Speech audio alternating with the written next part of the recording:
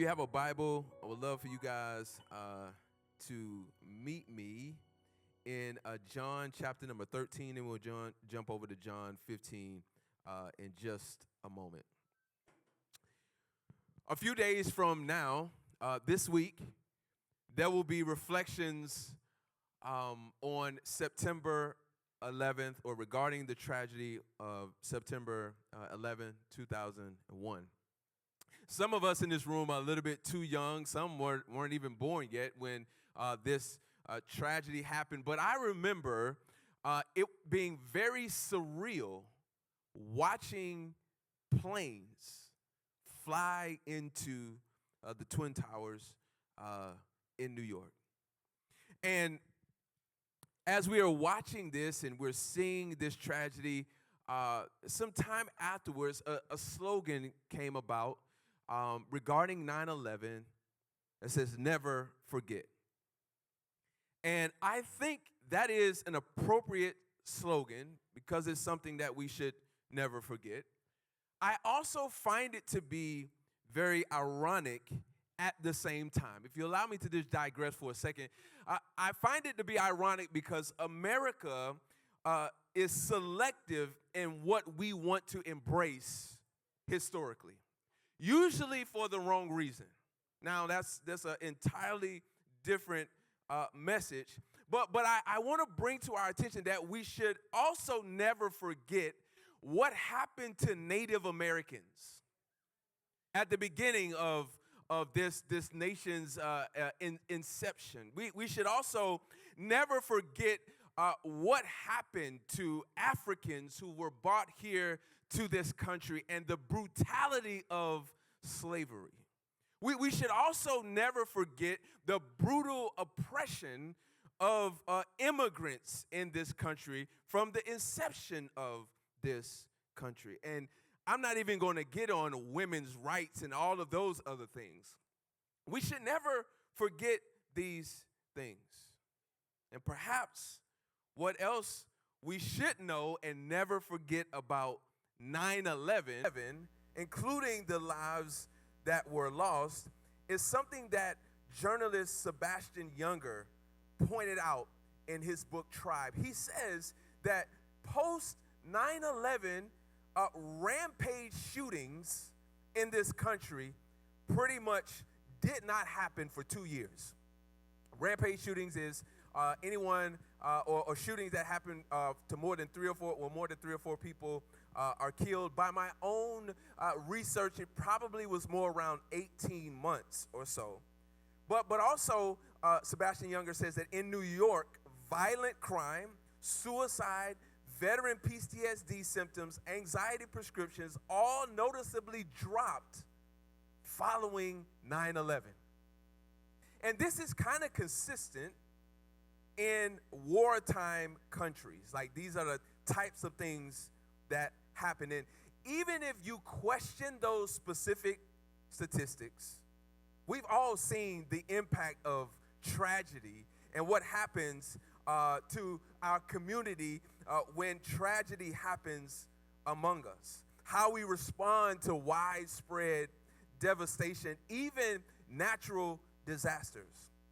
I remember as a teenager when Hurricane Andrew came through Miami, Florida, where I was born and raised. And I vividly remember the community of people rallying around one another after everything for many of us we owned was destroyed. That was definitely the case for my family. I remember as a teenager, people delivering water to us because our water was contaminated. I remember getting socks, boxes of socks, and I remember people sharing power and generators and sharing food. Why? Because tragedy, war, famine, devastation is a clear reminder that we are all connected to one another, that we all belong to one another. These extreme situations have a way of stripping us of our barriers, stripping us of the haves versus the have-nots, stripping us of all of these things that divide us, race, gender, class, all of these things.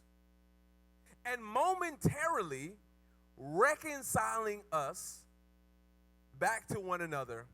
That is until independence and affluence is restored, and then we get back to our regularly scheduled disconnected lives.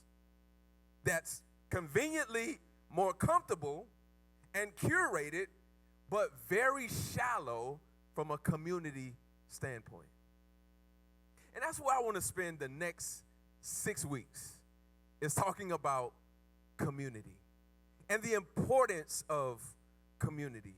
And not just community in the way that we have heard it used, not just the buzzword of community. We're kicking off a 6-week series today called COMMUNITAS, which I will explain in just a moment. But COMMUNITAS has a deeper meaning than just community as we frame it in our culture. It is much more significant. And one of the most critical things about following Jesus is this idea of communitas, or being in a community. Jesus lived, modeled, framed, and called his disciples to a different kind of community. And in the Gospel of John, which this is probably about our third or fourth time referencing the Gospel of John, specifically these passages this year, because this is something that I really want the community of Hopeville to embody and be about. But Jesus makes it clear to his disciples what it means to be in community. But first, let me clarify what the word communitas means.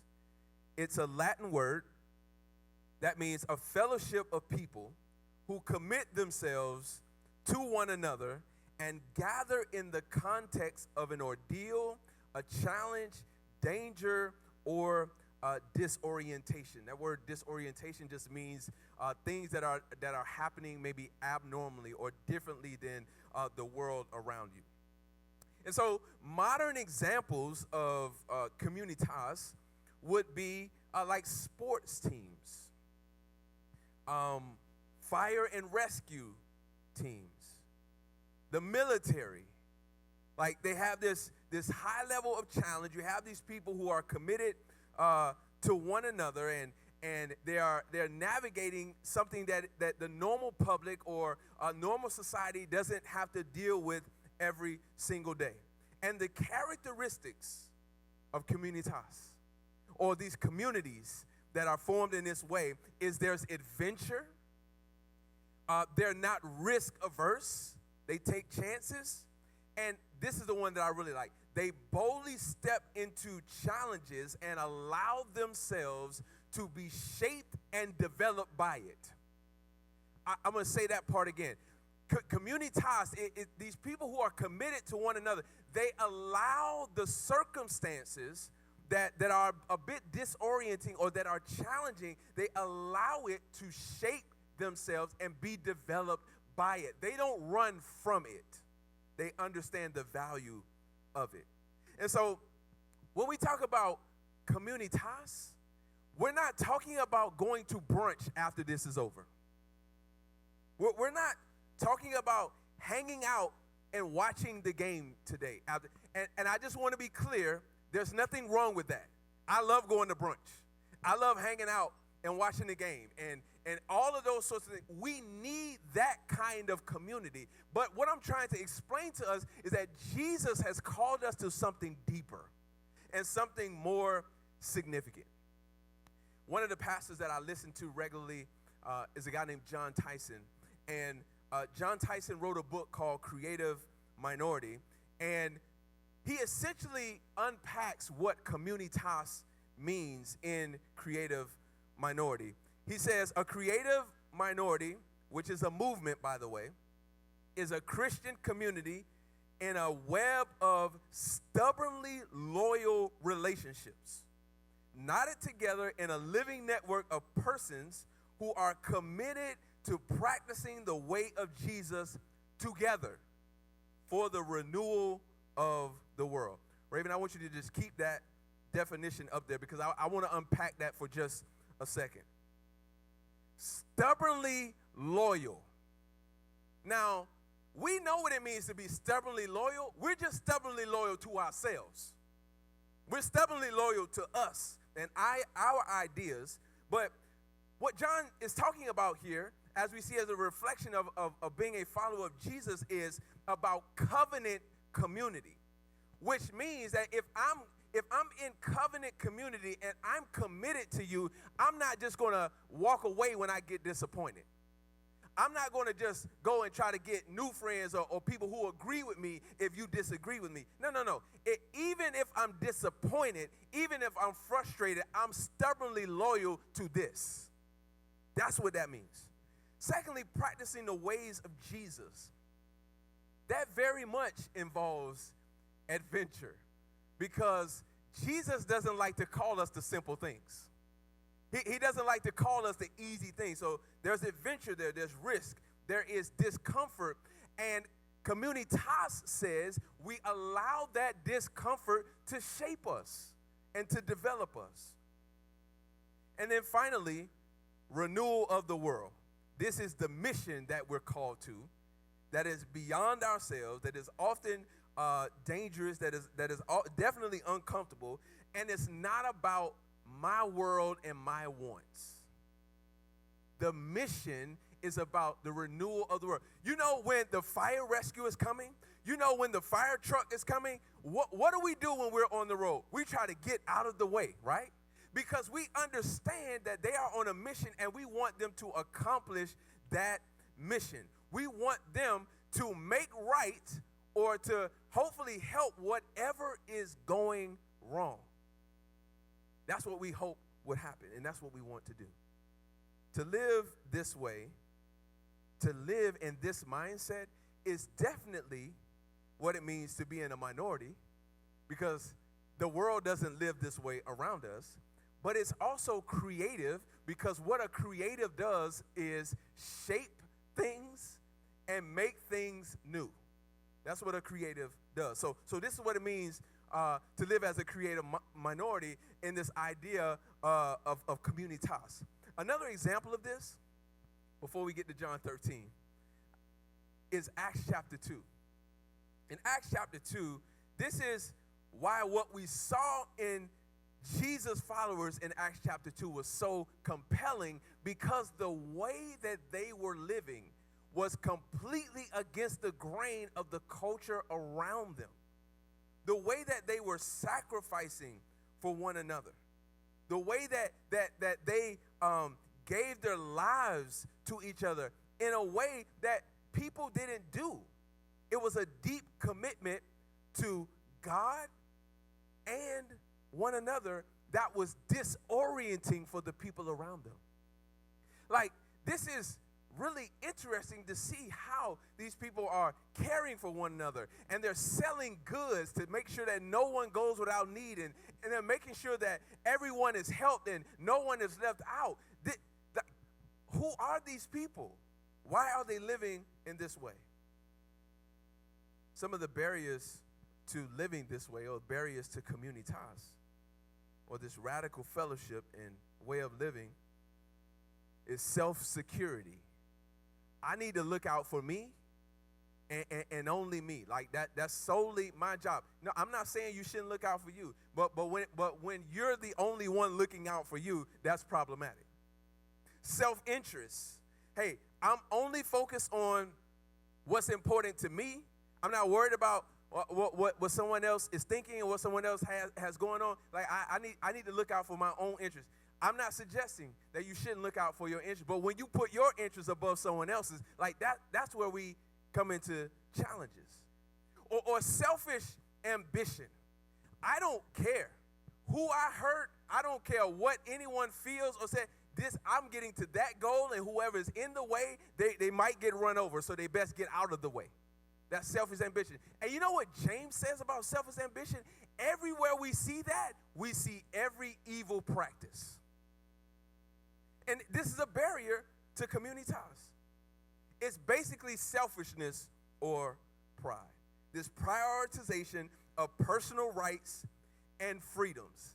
I'm not saying personal rights and freedoms are bad. I'm saying when those things are put above other people and we make other people feel less than, that's not good. And individualism begins to work against us.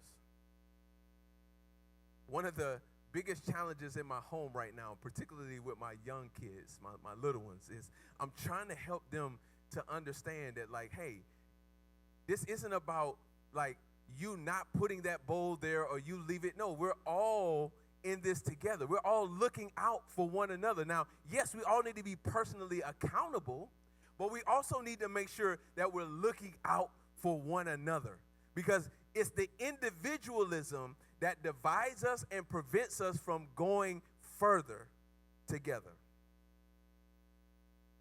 Often what we do is we form community around preferences and parties, particularly like our political parties. And not that those things are necessarily bad, but what ends up happening is when we prioritize that over everything else, we start moving recklessly in the world. And we're not concerned about the damage that it does or how we're making others feel based upon these proclamations that we're making, and we're damning other people who don't think like we do. But COMMUNITAS, as Jesus followers, we are to aim to fellowship. Listen to this. We are to aim to fellowship with redemptive expression. It means that how we live our lives, this idea of redemptive expression, how we live our lives is redeeming to the world around us and the people around us. It's a redemptive expression. It's not about my personal opinion or what is just good for me. The motivation isn't personal agenda, but love for God and one another, which Jesus said is the greatest commandment. And I finally get us to John 13, and then we'll jump over to John 15, because there's no way to live in COMMUNITAS as a creative minority without love. There's no way to do it. Which is why Jesus says that love is the most important. And Jesus demonstrates that this is the foundation, that the foundation is love. Listen to what he says in John 13, 34 through 35. And then we'll jump over to John 15. He says, and he's talking to the disciples. So if you're a follower of Jesus, he's talking to you, all right? He's talking to me. I give you a new command. Love one another. Just as I have loved you, you are also to love one another. By this, everyone will know that you are my disciples if you love one another. John 15, verse 12. This is my command. Love one another as I have loved you. No one has a greater love than this, to lay down his life for his friends. Skip over to verse 17. This is what I command. Notice he said command 3 times. This is what I command you. Love one another. It's a simple subject to kick off this COMMUNITAS series today, because we can't go any further without laying this foundation. It starts with love. That's the foundation of this whole thing. It starts with love. If COMMUNITAS is going to be the way that we live, the foundation can't be how I feel. The foundation can't be what I think. The foundation can't be what I prefer, which is the messaging that we see in the world around us. It's all about you. It's all about me. But Jesus says that it is about love. Now, this is a concept that's simple to grasp, but it's not always easy to execute. And the reason why is because Jesus is the one giving us the terms. We don't get to choose the terms, because I promise you, if we are choosing the terms, about half of what Jesus said, more than that, about 80% of what Jesus said is going away, because it's too uncomfortable for us. And it reminded me of when I was, what Jesus is saying here, it reminded me of when I was 7 years old. and I first started playing football. You know, I first started playing football, I quit. Went out for a couple of days and I quit. Because it was too hard. And what I realized was I was in love with the idea of playing football. I wasn't in love with practice. I wasn't in love with all of the drills and all of this other stuff that made me hurt, that made me tired. That I'm like, what does this have to do with football? Like I just want to play and catch the ball and run and all that sort of. I didn't understand that it required more. And this is what Jesus is calling us to. It requires more than just the convenience or the people who are like us or the people who don't get on our nerves. No, it's more than that. And so 3 times Jesus says, love one another in the verses that we read, 3 times, which lets us know that it is a point of emphasis.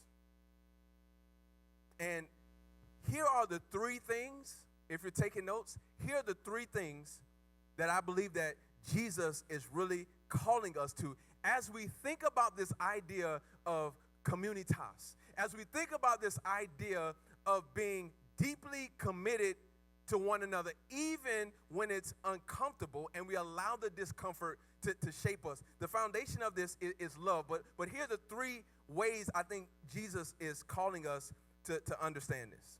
Number 1, love is not optional. Like this isn't optional. He says command 3 times because it's not optional. He isn't making a suggestion. Hey guys, listen, I think it's a good idea if you just love each other. I think that'll be good for us. Don't you think that?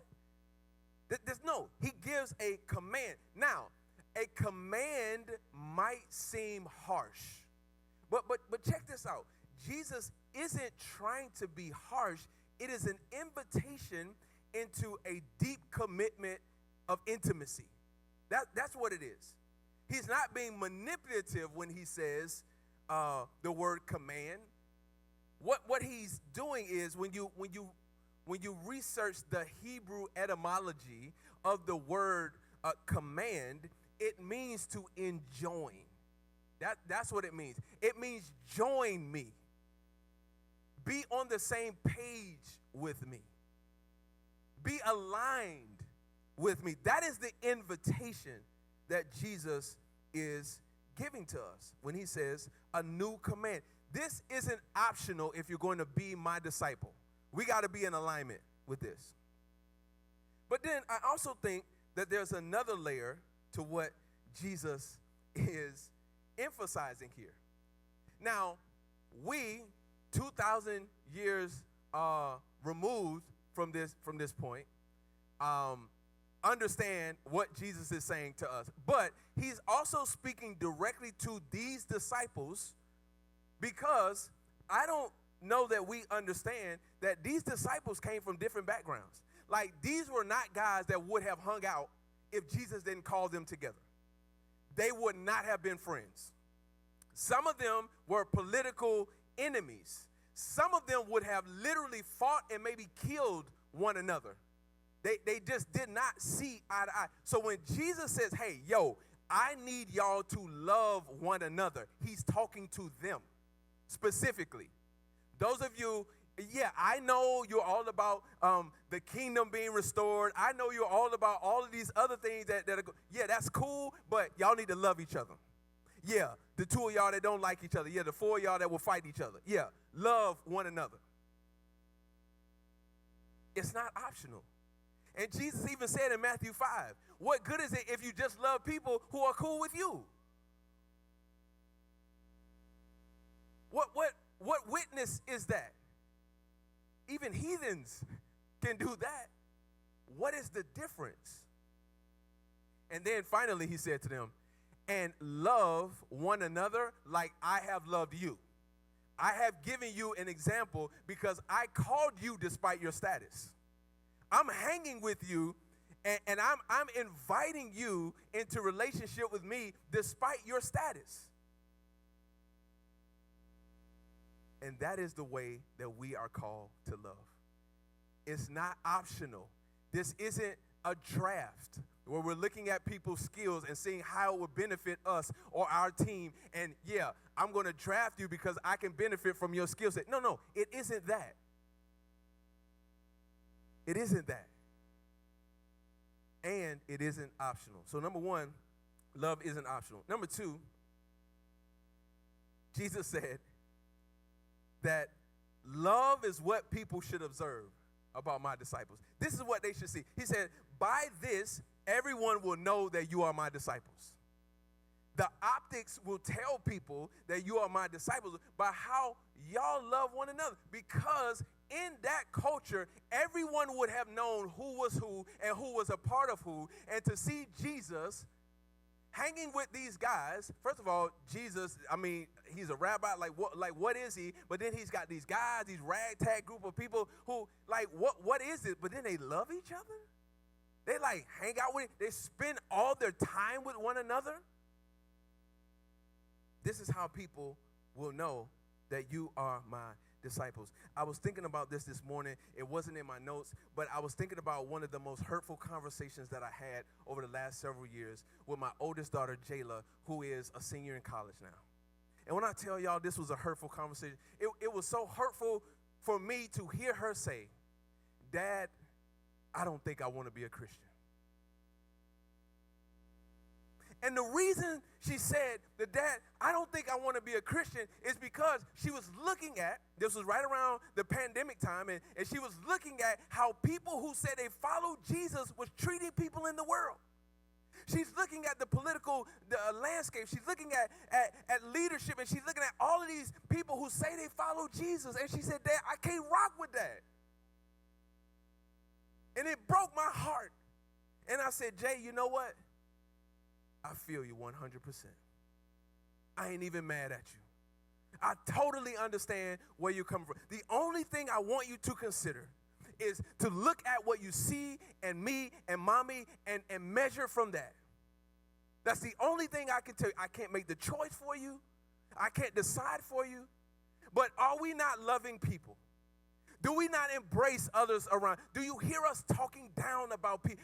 What do you hear from us? And she said, yeah, Dad, that's true. But I could tell she was still wrestling with it.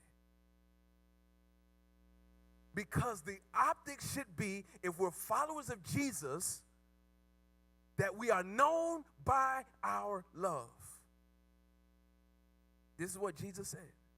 And this is why in Acts 2 it was so disorienting, because they were like, wow, like these people, man, like they're from different backgrounds, and man, they're sharing, and like the word shared in Acts 2, 42 through 47 is mentioned 3 different times, and it was radical because it was costly.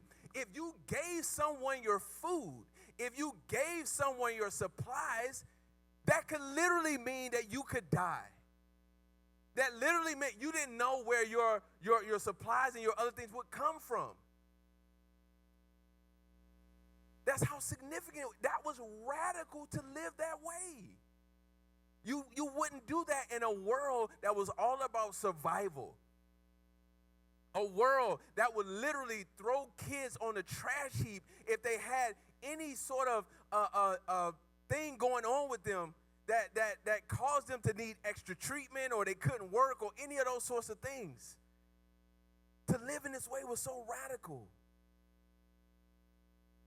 So how we confront, how we forgive, how we give sacrificially, how we show up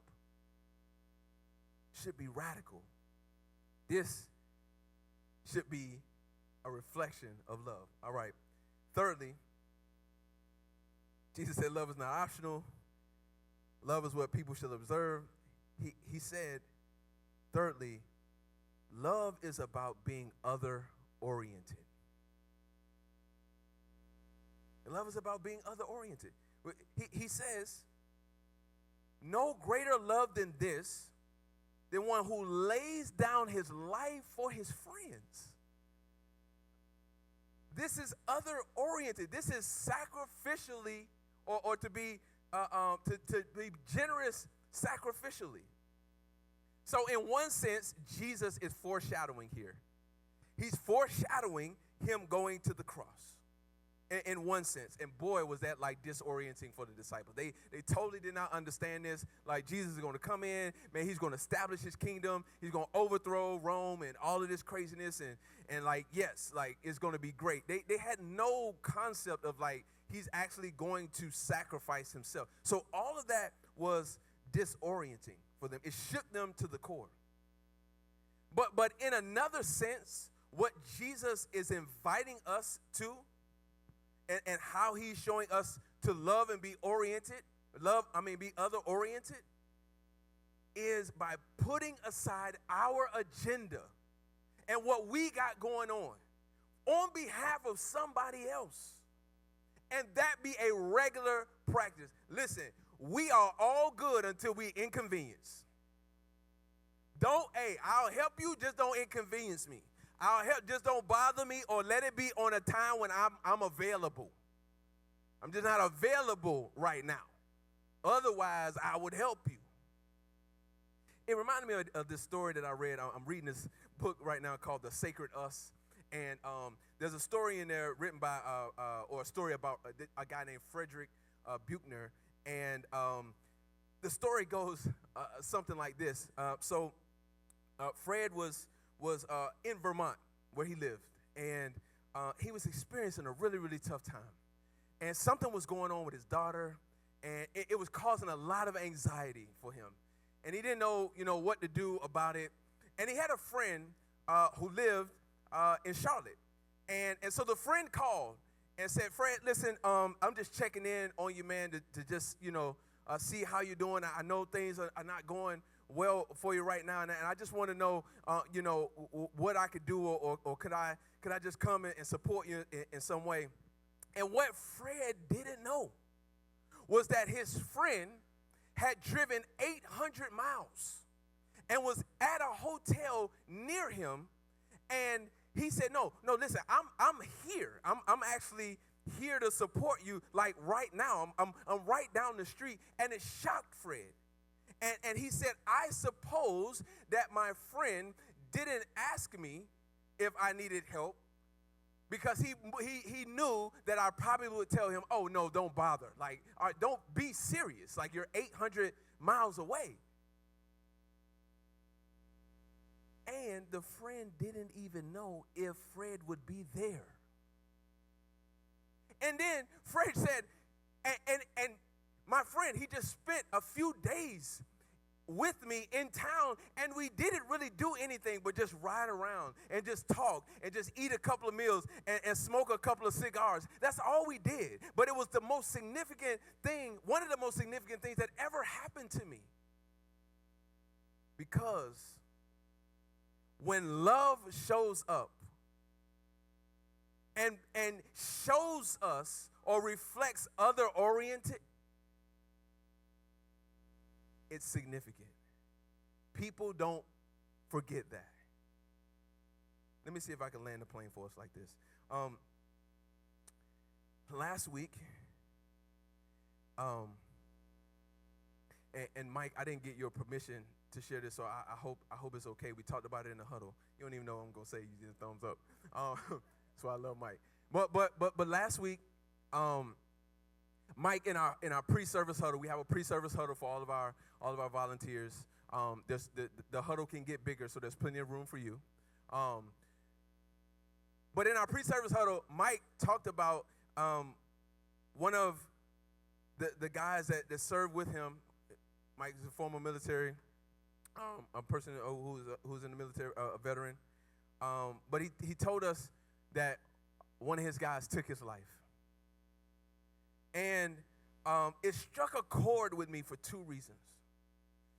The first reason is because, and I won't say his name, because one day he might show up to Hopeville, but there's a veteran that I befriended, and I used to see him regularly as I took my kids to school. And I noticed, because I pay attention to things, I noticed that he actually had a temporary shelter that he had set up. But for some reason, they came through, and it was like a bunch of bamboo, and they cut down all of the trees and the bamboo where he was. And I knew That's where he lived. And so I pulled over one day into the gas station, and I walked across the street, and I talked to him, and I said, hey, listen, I know you don't know me, but I just want to figure out how I can support you, and I know kind of what's going on here, with where you were. He's like, yeah, they took all of my things and, all of these things. And he talked to me about his PTSD. And he talked to me about how it was more comforting for him to live in that kind of situation because it was just difficult for him to be in certain settings, and he feels like the walls are caving in on him and things are spinning. And I told him I totally understood. And so I've gotten to know him a little bit. And every time I ride by, sometimes I stop. Sometimes, hey, what's up, bro? Sometimes we talk. But what Mike said to me, it really struck me because I had a person that I could think about in that situation. The second reason it struck a chord with me is because in some of my research that I've been doing for this series, one of the most fascinating things that I read is that many times veterans in the military who've experienced war want to go back. And it was shocking to me the reason why. The reason why they want to go back is because of what they experienced in that tight-knit community. They want to go back because of the deep love and commitment that their unit shows and that they felt. And when they come back here, they're so disconnected because our culture is not connected in that way. And so it's disorienting to them, stepping out of that communitas into this disconnection, and they feel lost. They feel hopeless.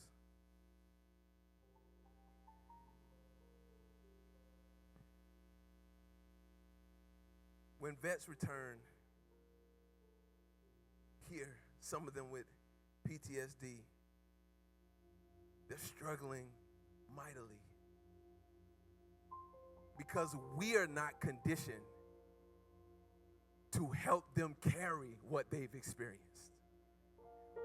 We're not conditioned to handle or to even, we haven't conditioned ourselves to handle discomfort in the way that they experience it. Now, granted, that is a very extreme situation. But the modern world has these systems of convenience that cause us to be disconnected. But there is a unit. There is a unit that's centered around love and deep commitment and sacrifice. You know what it's called? It's called the church. That's what it's called. And what we see in Acts 2 is a revelation of Matthew 5:14 when Jesus says, you are the light of the world, a city on a hill, and that light is reflecting love. That's who you are. As followers of Jesus, this foundation of love, as we form this communitas, should be so disorienting to the people around us that it draws them, confuses them at the same time, and we become an example of what it looks like to be a reflection of who God is.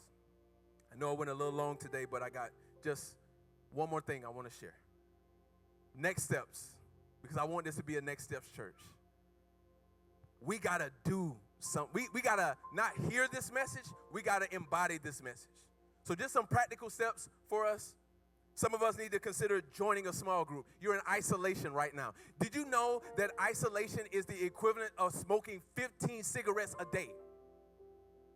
That's what it's doing to us. Join a small group. I'm not asking you if you're comfortable with it. I'm not asking you if you're going to like the people. I'm not asking you any of that. I'm inviting you just like Jesus is inviting us to be in community. Maybe you need to read scripture together. Well, guess what? We have the Can Do Reading Bible that is available to you that all of us are beginning to read. Well, I shouldn't say all. Maybe that's prophetic. All of us, yes. Next week, are beginning to read together. Don't just get the book and read. Find a partner to read the scriptures with and talk about. Hey, you don't want to do a small group, or you can't, or you have some challenges, you can find a person to read the scriptures together. Or, and I got out of order here, join a team. Come, serve, connect. Join a team, prayer team. Some of y'all can sing. You need to be on the stage here, all right? If you can't sing that great, Melissa will sing louder, all right? Until we work with you, you know?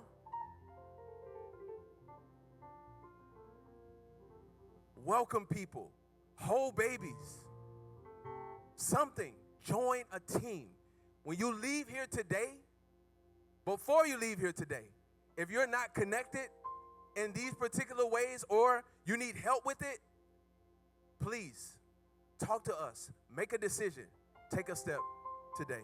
I want to ask everyone to stand. I'm going to pray for us. Melissa will lead us in the time of worship. Prayer team, if you will come down as well. And let's pray together.